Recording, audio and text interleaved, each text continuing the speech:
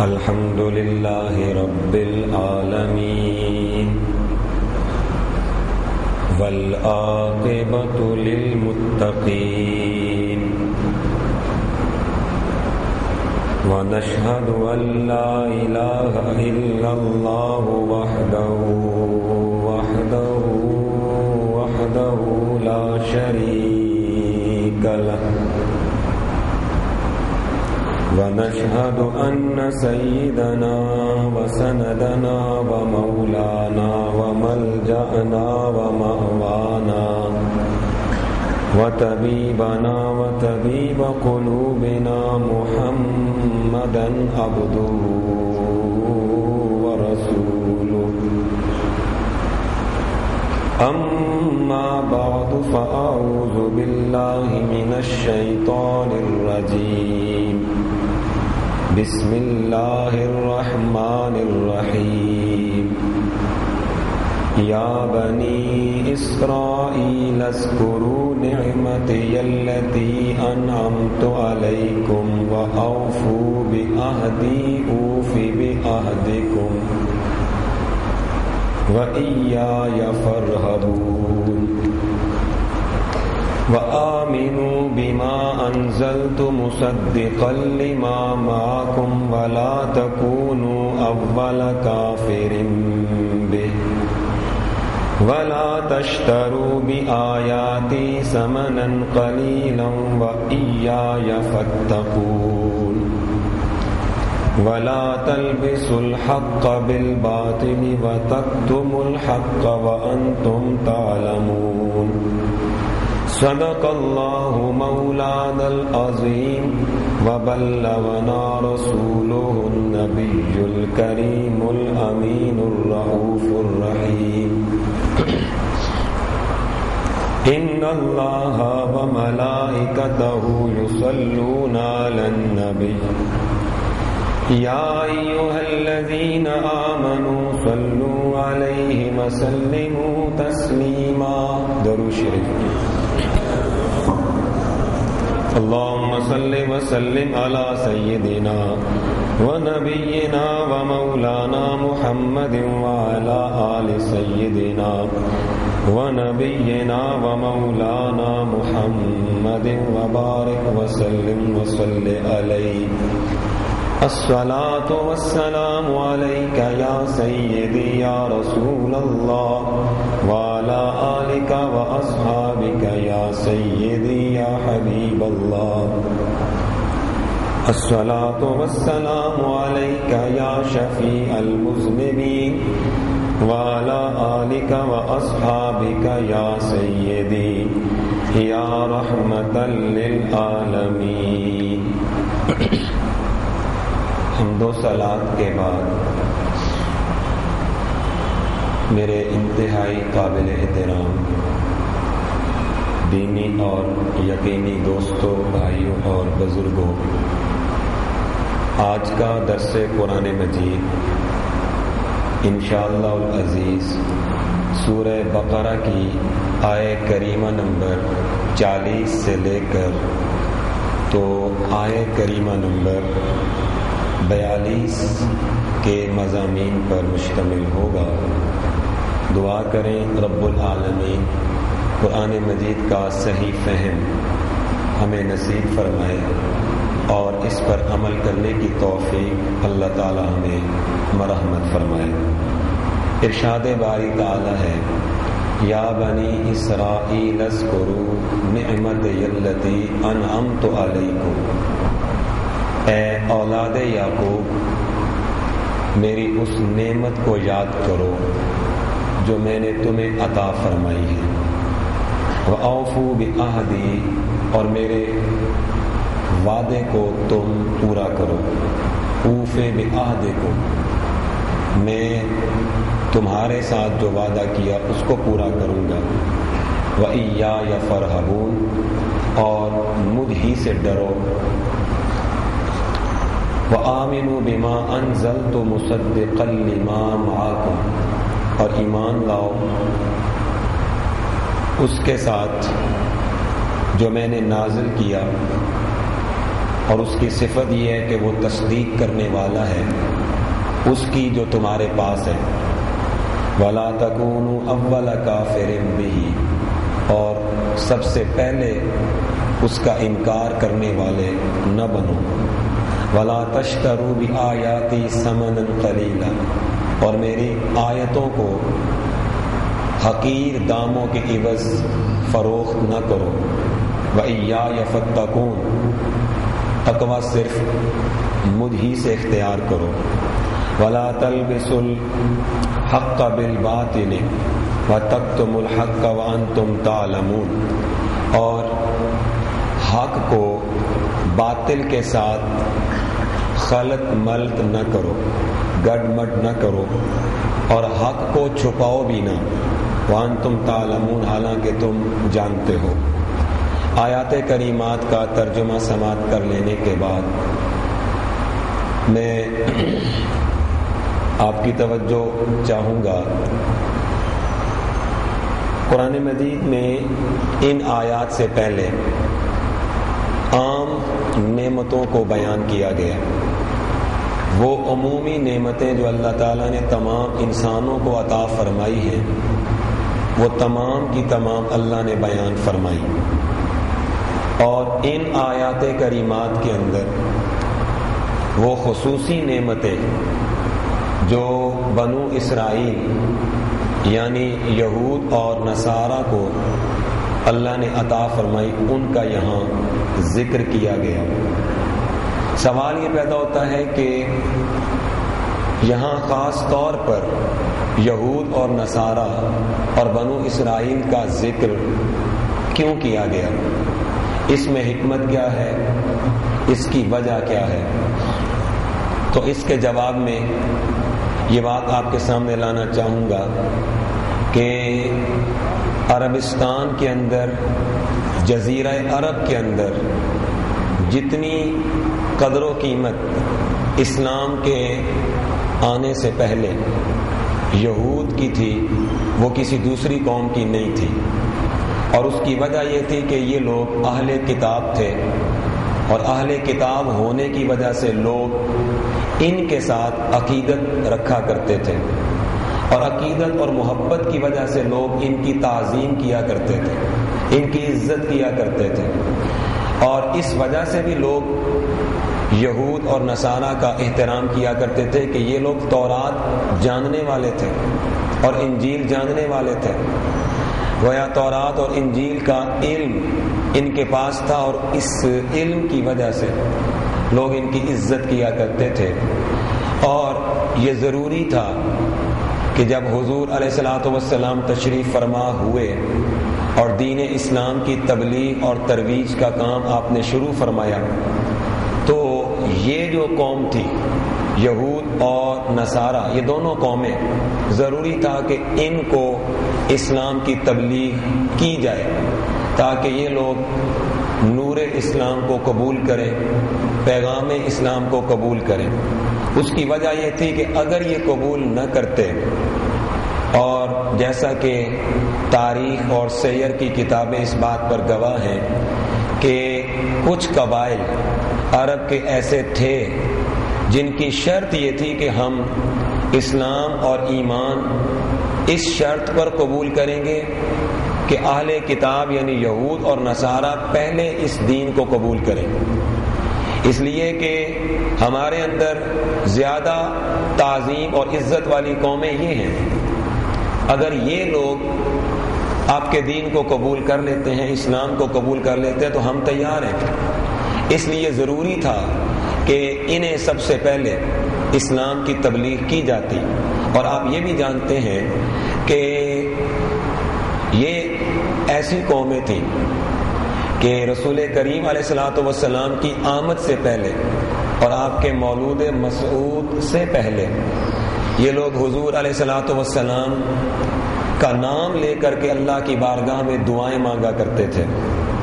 فتح کی دعائیں حضور علیہ الصلوۃ والسلام کا وسیلہ دے کر کے یہ مانگا کرتے تھے. اور یہی وہ قومیں ہیں جو بڑی بے چینی اور بے قراری سے رسول رحمت حضور علیہ الصلوۃ والسلام کے آنے کا انتظار کر رہے تھے، لیکن جس وقت نبی کریم علیہ الصلوۃ والسلام مدینہ طیبہ ہجرت فرما کر تشریف لاتے ہیں تو سب سے پہلے حضور علیہ الصلوۃ والسلام کی نبوت اور رسالت کا انکار بھی انہی لوگوں نے کیا. تو اس لیے ان کی تاریخ اور ان کی ہسٹری کو بیان کیا گیا کہ جو لوگ ان کی وجہ سے اسلام قبول نہیں کر رہے تھے، یا جو لوگ یہ کہتے تھے کہ ہم اسلام اس صورت میں قبول کریں گے کہ یہ بڑی قوم اسلام کو قبول کرے، تو ان کے لیے قرآن مجید کے اندر یہود کی پوری تاریخ کو بیان کر دیا گیا تاکہ وہ سادہ لوگ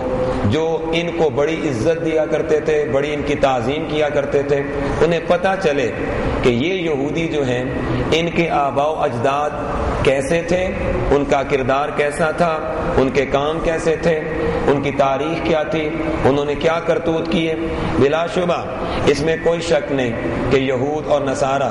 یہ وہ قومیں ہیں جنہیں اللہ تعالیٰ نے اپنا پیار عطا کیا تھا، لیکن اس پیار کے عطا کرنے کی وجہ ان کا کمال نہیں تھا. اس پیار اور محبت کی وجہ دراصل کہ اللہ تعالیٰ نے چونکہ اپنے بہت سارے نبی ان قوموں میں مبعوث فرمائے تھے، تو اپنے نبیوں اور رسولوں کی نسبت کی وجہ سے اللہ نے ان قوموں سے پیار کیا. لیکن جس وقت انہوں نے اپنے نبیوں اور رسولوں کے ساتھ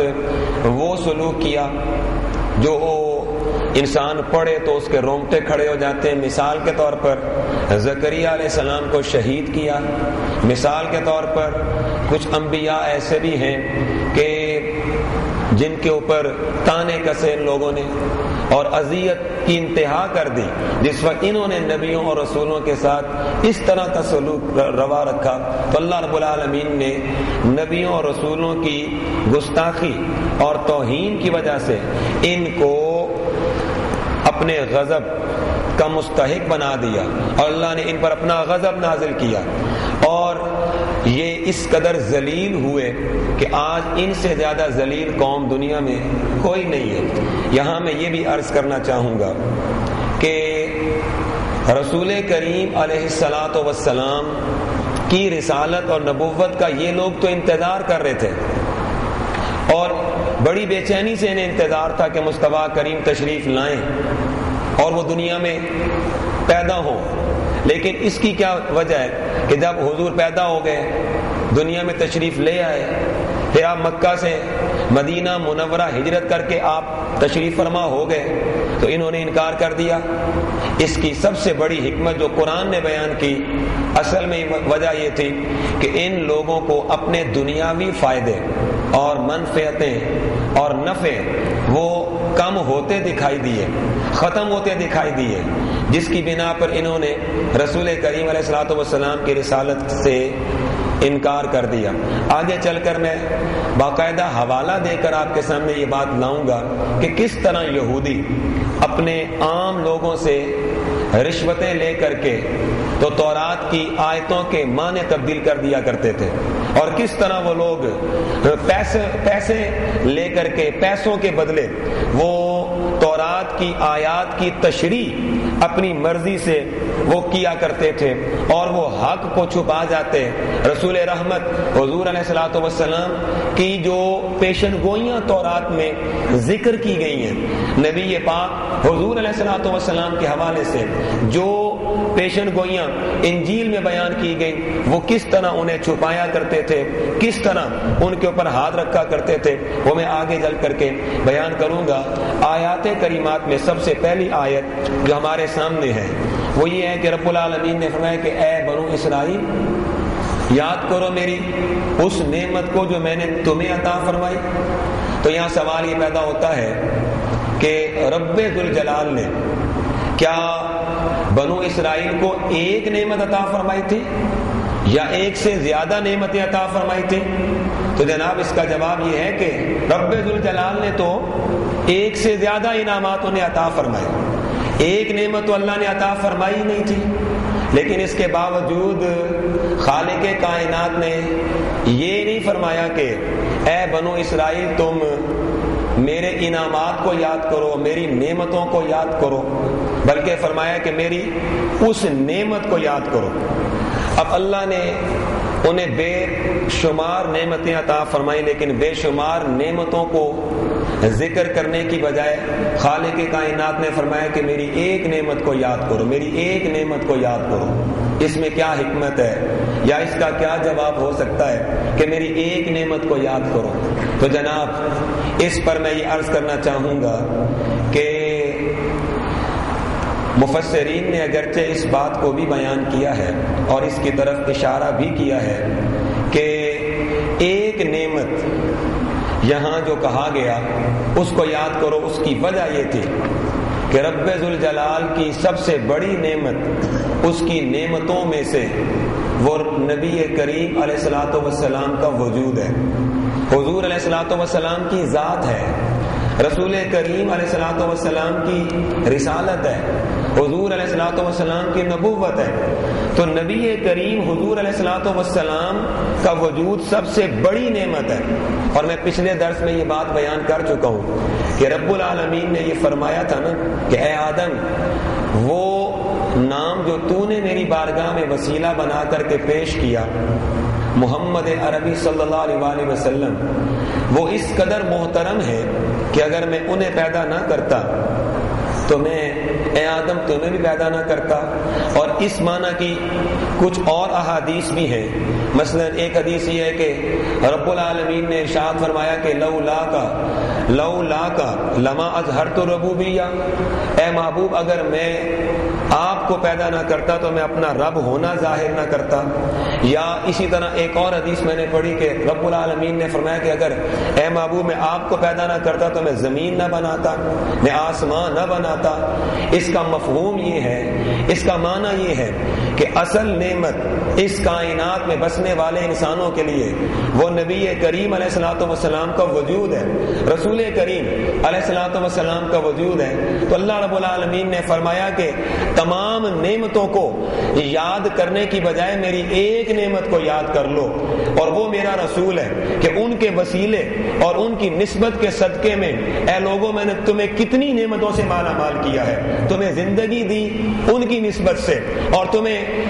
حیات عطا کی ان کی نسبت سے، تمہیں عقل و خرد عطا کیا ان کی نسبت سے۔ اے بنو اسرائیل، تمہارے اوپر جتنے انعامات کیے ہیں وہ میں نے اپنے محبوب کی نسبت سے کیے ہیں، اور آج تم اسی محبوب رسول حضور علیہ الصلوۃ والسلام کی نبوت کا انکار کر رہے ہو۔ تمہیں شرم ہونی چاہیے، حیا آنی چاہیے۔ جن کے نام کا صدقہ تم کھا رہے ہو انہی کا انکار کر رہے ہو، جن کی نسبت کا صدقہ تمہیں مل رہا ہے تم انہی سے منکر ہو رہے ہو اور منہ موڑ رہے ہو۔ یہاں ہو نہ ہو، ہمارے لیے بھی ایک پیغام ہے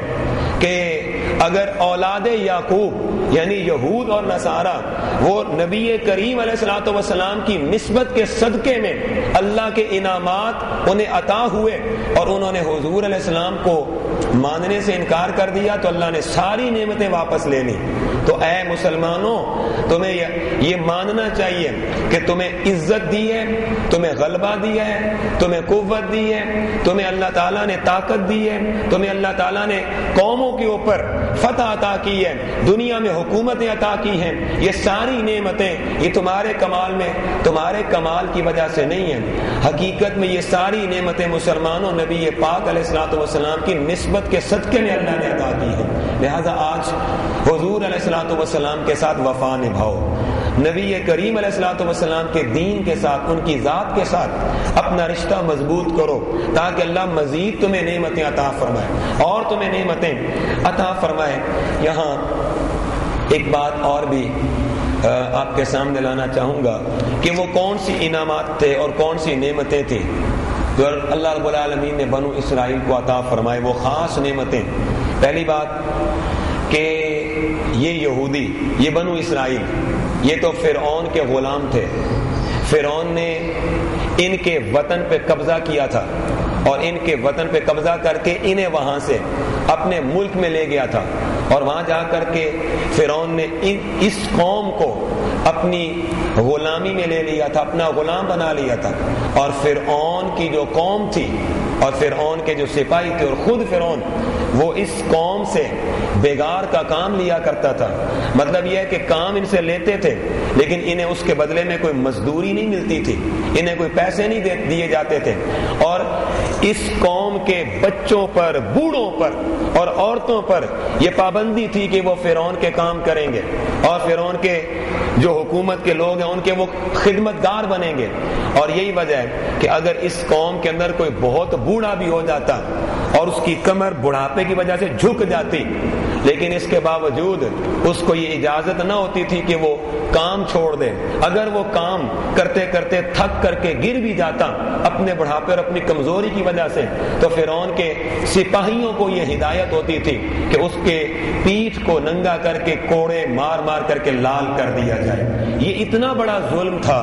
جو اس قوم کے اوپر ہو رہا تھا کہ کام ان سے لیا جا رہا ہے, بیگار ان سے لی جا رہی ہے, ان کو مزدوری نہیں دی جاتی تھی, ان پہ ظلم کی انتہا کر دی جاتی تھی اور پھر غلاموں سے بھی بدتر سلوک ان کے ساتھ کیا جاتا تھا. رب العالمین نے ان پر یہ احسان فرمایا, انعام یہ انہیں عطا فرمایا کہ اپنا نبی موسیٰ علیہ السلام اللہ نے بھیج دیے اور موسیٰ علیہ السلام کی وجہ سے پھر یہ فرعون کی غلامی سے انہیں نجات ملی. اور پھر اسی فرعون کے لشکر کو اللہ تعالیٰ نے سمندر کے اندر غرق کر دیا. تو یہ بھی تو انعام ہی تھا کہ جو ان کا دشمن تھا, جو ان کے پیچھے اپنا لشکر لے کر کے دوڑا کہ میں انہیں چھوڑوں گا نہیں, انہوں نے میری غلامی کو چھوڑ کر کے موسیٰ علیہ السلام کا ساتھ دیا تو سامنے سمندر, پیچھے فرعون کا لشکر, راستہ تھا ہی کوئی نہیں. آگے بڑھتے ہیں تو پانی ہے اور پیچھے مڑتے ہیں تو فرعون کے لشکر والے سپاہی ہیں جو مارنے کے لیے تیار ہیں. رب ذوالجلال نے اس موقع پر بھی یہ احسان عظیم فرمایا کہ سمندر کو کہا راستہ دے دو, اس لیے کہ میں ان کو نہیں دیکھ رہا, میں اپنے موسیٰ کو دیکھ رہا ہوں, میں اپنے نبی کو دیکھ رہا ہوں. تو یہ دوسرا انعام. اسی طرح جس وقت یہ موسیٰ علیہ السلام کے ساتھ سفر کرتے کرتے تیہ کے ریگستان میں پہنچے تو صحرا کے اس خطے میں, اس ریتلے میدان کے اندر جب آسمان کے اوپر سورج شدت کے ساتھ چمکا اور دھوپ نے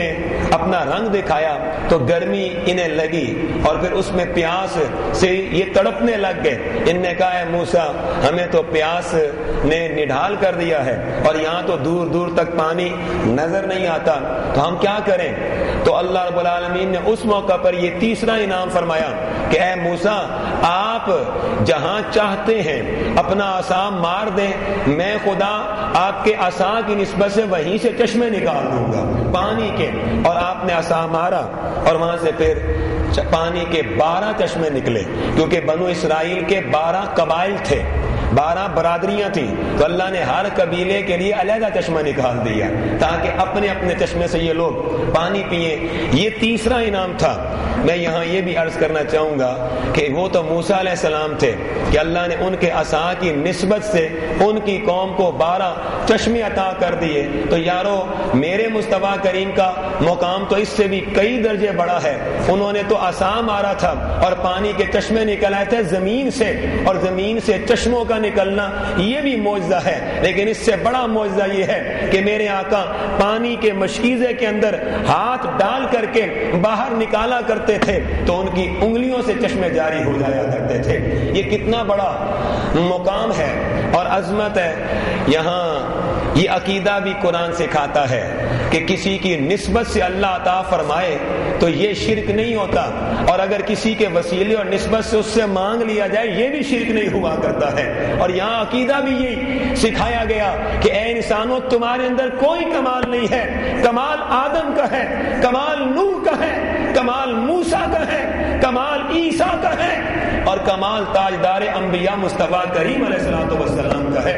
اگر وہ نہ ہو, یہ عظیم نسبتیں نہ ہو, یہ عظیم تر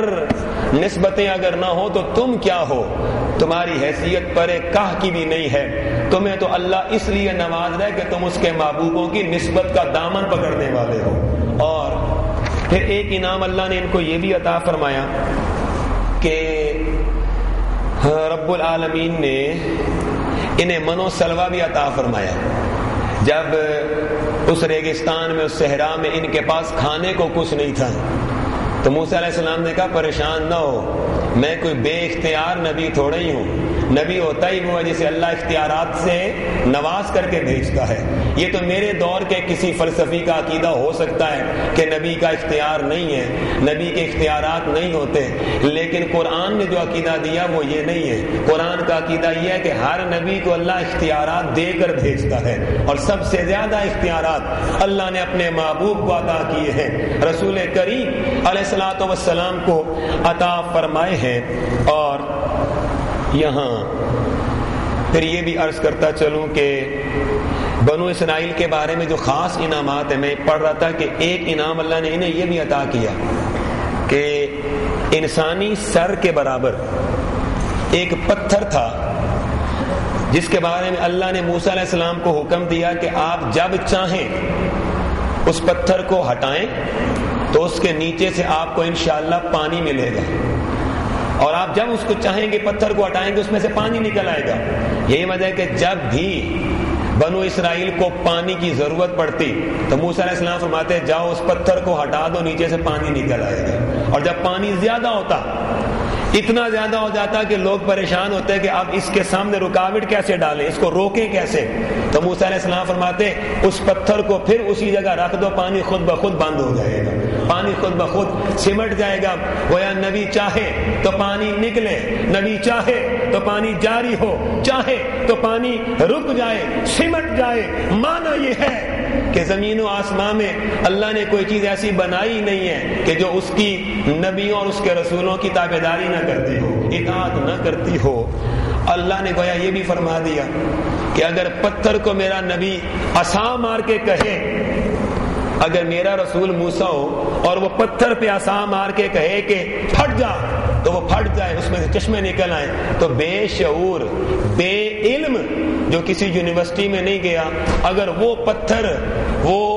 یہ سمجھ جاتا ہے کہ مجھے جس نے عصا مارا ہے وہ کوئی عام انسان نہیں، وہ اللہ کا نبی ہے، تو اے انسانوں تمہیں تو عقل بھی عطا کی ہے، تم اپنی آنکھوں سے رسول کو دیکھتے بھی ہو تو تم سمجھتے کیوں نہیں ہو، پہچانتے کیوں نہیں ہو، اور نبی کی نبوت کا اعتراف کیوں نہیں کرتے ہو؟ اس کا مطلب ہے تم تو پتھروں سے بھی بدتر ہو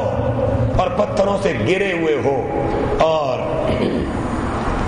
اب اگلا سوال یہاں یہ پیدا ہوتا ہے کہ اللہ تعالیٰ نے یہ اتنی نعمتیں کیوں یاد دلائی انہیں؟ اس پر امام راضی نے گفتگو کرتے ہوئے لکھا کہ یاد رکھیں جس وقت بعض اوقات ایسا ہوتا ہے کہ ہماری زندگی جو ہے نا اس میں غفلت بہت زیادہ ہو جاتی ہے،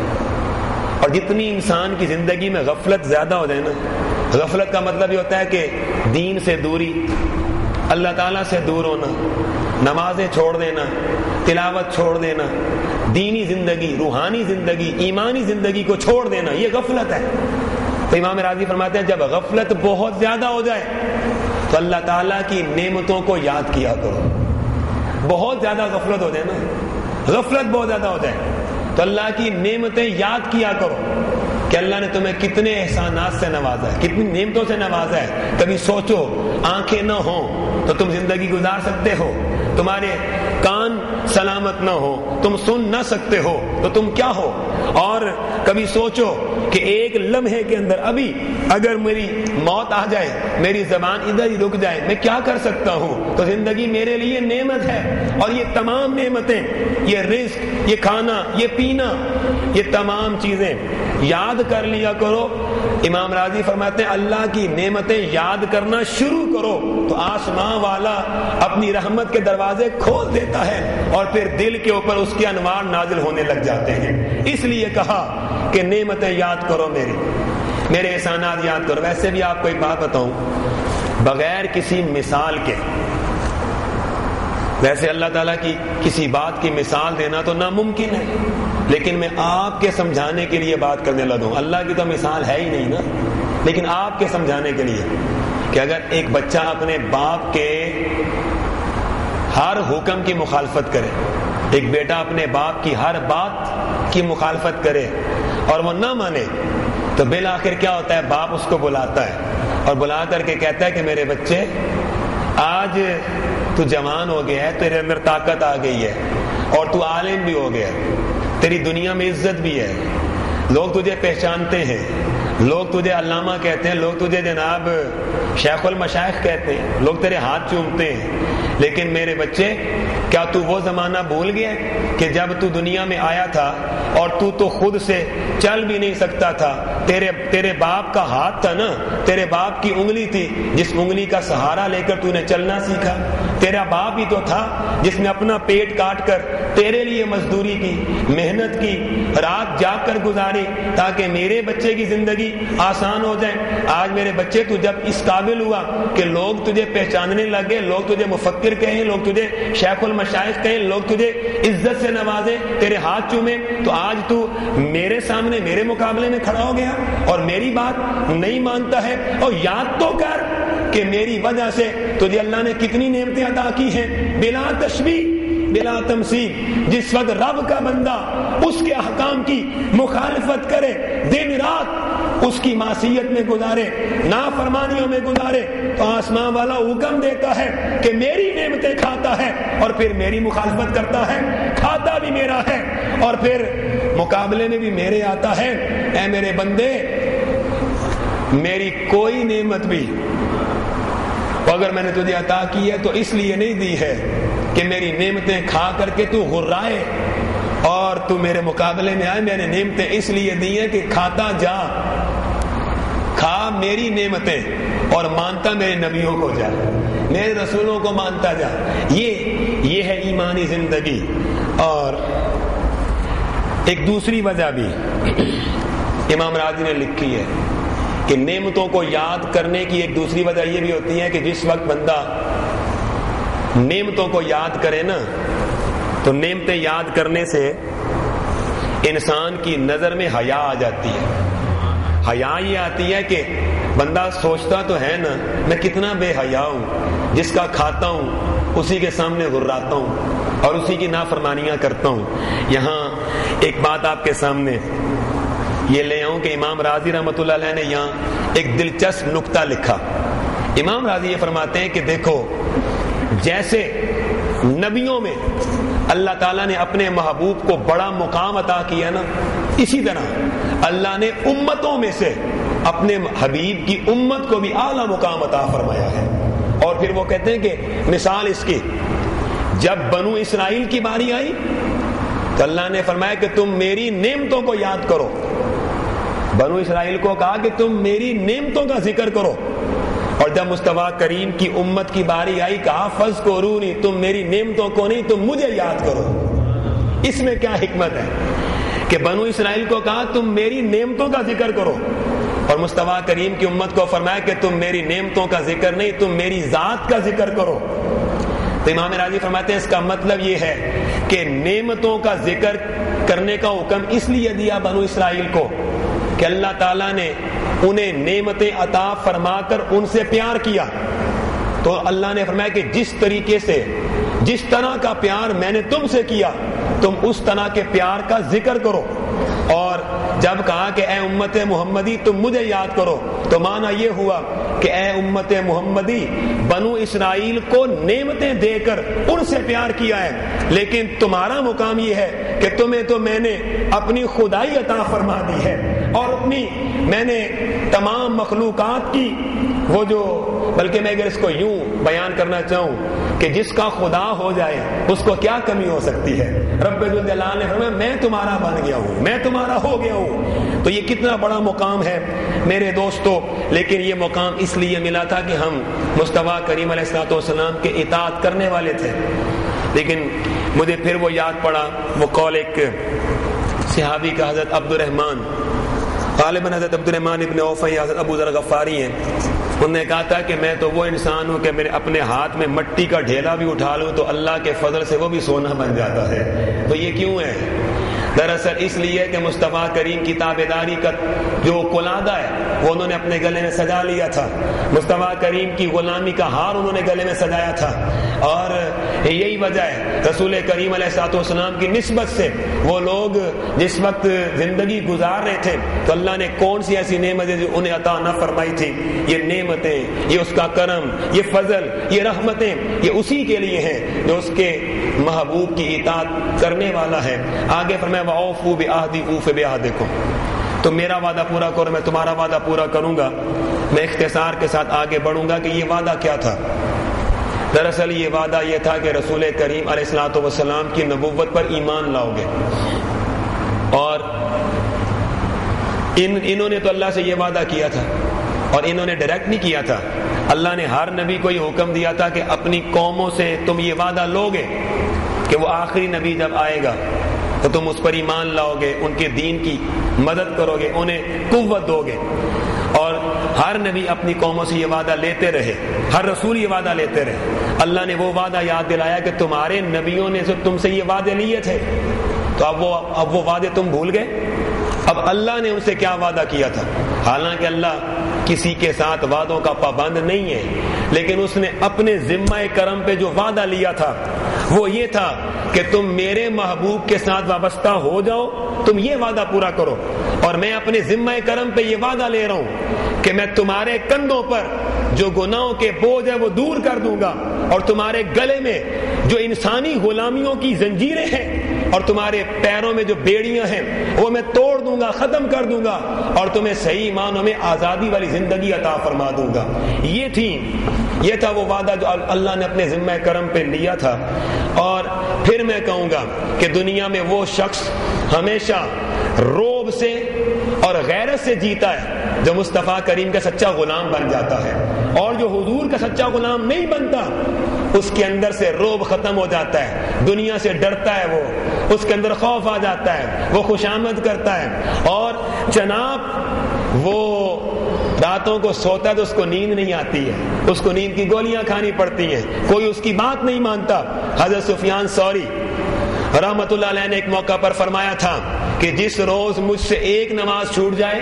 جس دن آقا کی ایک سنت کی مخالفت مجھ سے ہو جائے، تو مجھے محسوس ایسے ہوتا ہے کہ ساری کائنات میرے مخالف ہو گئی ہے، اور لگتا ایسے ہے، اور کہتے ہیں کہ میری بیوی بھی میری بات ماننے سے انکار کر دیتی ہے اس دن۔ اس کا مطلب یہ ہے حکومت اس کے لیے ہے، تاجداری اس کے لیے ہے، بادشاہت اس کے لیے ہے، قوت اس کے لیے جو خدا کے محبوب کا بن جاتا ہے، مصطفیٰ کریم علیہ الصلوۃ والسلام کا بن جاتا ہے۔ حضرت ابن عباس فرماتے ہیں کہ اللہ تعالیٰ نے بنو اسرائیل سے وعدہ فرمایا تھا، اپنے ذمہ کرم پر یہ وعدہ لیا تھا، اور تورات میں اس وعدے کا ذکر موجود ہے کہ میں اولاد اسماعیل کے اندر ایک نبی مبعوث کرنے والا ہوں، نبی امی، جو ان کی تابع داری کرے گا، ان کی پیروی کرے گا، اور جو اس نور کی تصدیق کرے گا جو نور مصطفیٰ کریم علیہ السلام لے کر آئیں گے، یعنی قرآن۔ غفرت لہ ذنبہ، میں اس کے سارے گناہوں کو معاف فرما دوں گا، وادخلت الجنہ، اور میں اسے جنت میں داخل کر دوں گا، وجعلت لہ اجرین، اور اہل کتاب اگر اپنے نبیوں پر ایمان لانے کے ساتھ ساتھ مصطفیٰ کریم علیہ الصلوۃ والسلام پر بھی ایمان لائیں تو میں انہیں ڈبل ثواب عطا فرماؤں گا، ڈبل اجر۔ اور فرمایا کہ پھر ایک موقع پر میں نے یہ بھی پڑھا کہ موسیٰ علیہ السلام نے اپنی قوم کو خطاب کرتے ہوئے یہ کہا تھا کہ ان رب الہکم، کہ اے میری قوم، اللہ رب العالمین تمہارا معبود ہے، اور وہ تمہارے لیے میری طرح ایک نبی بھیجنے والا ہے،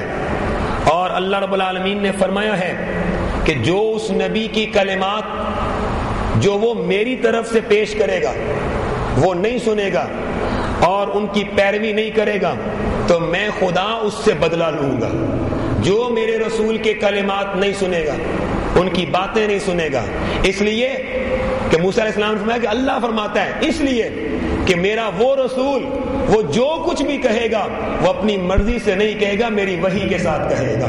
اس لیے اس کا کہنا میرا کہنا ہے۔ جو ان کو نہیں مانے گا وہ سمجھ لے کہ وہ خدا کو بھی نہیں مانتا ہے۔ یہاں کیا کیا جائے، اس دور کے فتنوں کا کیا کیا جائے کہ موسیٰ علیہ السلام اپنی قوم کو یہ کہہ رہے ہیں کہ میری قوم مصطفیٰ کریم کو مان لو، عیسیٰ علیہ السلام یہ کہہ رہے ہیں، نوح علیہ السلام یہ کہہ رہے ہیں کہ گستاخی نہ کرو مصطفیٰ کریم کی، ہر نبی یہ کہہ رہا ہے۔ مصطفیٰ کریم کا اتنا پروٹوکول ہے، اتنا اس قدر احترام ہے. اور معراج کی رات جب حضور جاتے ہیں تو رستے میں موسیٰ علیہ السلام کھڑے ہوئے ہیں، عیسیٰ علیہ السلام کھڑے ہوئے ہیں، ہارون علیہ السلام کھڑے ہیں. آسمانوں پر جاتے ہیں تو ہر آسمان پر کوئی نہ کوئی نبی وہ آپ کے استقبال کے لیے کھڑا ہے. اور سدرۃ المنتہا پہ پہنچتے ہیں تو 70,000 فرشتے احترام کے لیے، ادب کے لیے کھڑے ہیں. میرے مولا یہ کیا ہے؟ فرمایا میں نے اپنے محبوب کو جتنی عزتیں عطا کی ہیں کائنات میں اتنی عزتیں کسی اور کو عطا نہیں کی ہیں. لیکن اس دور کے فتنوں کا کیا کیا جائے کہ میرے دور کے فتنوں میں سے ایک فتنہ یہ ہے کہ جو 4 کتابیں پڑھ جاتا ہے وہ اپنے آپ کو عقل کل سمجھنے لگ جاتا ہے، اور وہ فلسفی اتنے فلسفے مارتا ہے اور جھاڑتا ہے کہ وہ کہتا ہے کہ مجھ میں اور نبی میں فرق ہی کوئی نہیں ہے. استغفر اللہ، نعوذ باللہ من ذالک. جس کو اللہ نے اتنے کرم سے نوازا، وہ رسول جنہیں اللہ نے اتنی بلندیوں عظمتوں سے نوازا، ان کا مقابلہ تو دور کی بات، ان کے قدموں سے لگنے والی مٹی کا مقابلہ نہیں کیا جا سکتا ہے، خاک کا مقابلہ. مجھے آپ یہ بتاؤ، ہم تو حضور علیہ الصلوۃ والسلام کے نالین پاک کا مقابلہ نہیں کر سکتے. ہم تو آقا کے نالین پاک کا مقابلہ نہیں کر سکتے. کیوں؟ اس لیے کہ آقا جب معراج پر گئے تھے، موسیٰ علیہ السلام کو اللہ نے بلایا تھا نا طور پر، تو جب وہ وادی مقدس میں داخل ہونے لگے تو اللہ نے فرمایا تھا اے موسیٰ یہ وادی مقدس ہے، جوتے اتار کر آئیے. لیکن محبوب کی باری آئی، اللہ نے فرمایا نالین سمیت تشریف لے آئیے نا، نالین لے کر کے آئیے، تاکہ پتہ چل جائے کہ جس رسول کے نالین کا اتنا مقام ہے اس رسول کا اپنا کیا مقام ہوگا. ہم تو ان کے نالین کا مقابلہ نہیں کر سکتے، چاہے جائے کہ ہم ان کا مقابلہ کرنے کی بات کریں. حضور علیہ الصلوۃ والسلام نے ایک موقع پر فرمایا تھا ثلاثۃ، 3 بندے ایسے ہیں یؤتون اجرهم مرتين، اللہ انہیں ڈبل اجر عطا فرمائے گا. پہلا وہ بندہ رجل من اہل الکتاب، کہ اہل کتاب میں سے ہو اور وہ عیسیٰ علیہ السلام پر بھی ایمان لائے، موسیٰ علیہ السلام پر بھی ایمان لائے، اور پھر محمد عربی صلی اللہ علیہ وآلہ وسلم پر بھی ایمان قبول کرے. فلاح و جنان، تو اس کے لیے ڈبل ثواب ہے، ڈبل. ورجل، اور دوسرا وہ بندہ کہ جس نے اپنی لونڈی، اپنی نوکرانی کی تربیت کی، اچھی تربیت کی، اور اس کو تعلیم دی، اس کو قرآن سکھایا اور خوب تعلیم اس کو دی، پھر اسے آزاد کر دیا اور اس کا نکاح کروا دیا، تو اس کے لیے بھی ڈبل ثواب ہے. اور تیسرا وہ بندہ جو اللہ کی بھی اطاعت کرے اور جس بندے کے پاس نوکری کر رہا ہے اس کی بھی اطاعت کرے، اس کی بھی مانے، تو اللہ، حضور فرماتے ہیں اللہ اس کو بھی ڈبل ثواب عطا فرماتا ہے. یہاں دراصل جو وعدے کا ذکر کیا گیا وہ یہ وعدہ تھا کہ تم مصطفیٰ کریم علیہ الصلوۃ والسلام کی نبوت پر ایمان لاؤ گے اور ان کی رسالت کو مانو گے. اور اب آخر میں وہ جو میں نے آپ سے کہا تھا کہ میں بیان کروں گا کہ یہ کیسے رشوتیں لیا کرتے تھے، تو حضرت ابن عباس فرماتے ہیں کہ یہودیوں میں سے کعب ابن اشرف اور حویی ابن اخطب، اور ان دونوں کی مثل یہودیوں کے علماء اور یہودیوں کے سردار وہ ایسے تھے کہ غریب اور سادے عام یہودیوں سے وہ لوگ ہدیے اور تحفے لیا کرتے تھے. اور وہ جو عام یہودی تھے ان کا یہ اعتقاد تھا کہ یہ جو ہمارے عالم ہیں، یہ پادری جو ہیں، یہ ہمارے جو پوپ ہیں، یہ انسان نہیں ہے، یہ خدا کے روپ میں ہیں. استغفر اللہ، ان کا کہنا خدا کا کہنا ہے. اور یہ باتیں انہوں نے اپنی عوام کے دل و دماغ میں ڈالی ہوئی تھیں. اور پھر ایسا بھی ہوتا تھا کہ وہ لوگ رشوتیں بھی دیا کرتے تھے. مثلا کسی نے چوری کر دی تو سزا سخت ہوتی تھی، تو اس نے کہا جی مہربانی کریں کوئی نرمی کر دیں، تو اس کو کہنا کہ جناب پھر اتنے پیسے لگیں گے، تو نرمی بھی ہو جائے گی. گویا فتووں کو بیچ دینا، علم کو بیچ دینا حقیر داموں کے عوض، یہ کام ابن عباس فرماتے ہیں کہ ان یہودیوں کے علماء میں ہوتا تھا. لیکن میں کیا کروں، ہمارے دور کے تو مسلمانوں کے اندر یہ چیزیں آتی جا رہی ہیں. منصفین ہیں تو ان کا انصاف بک رہا ہے،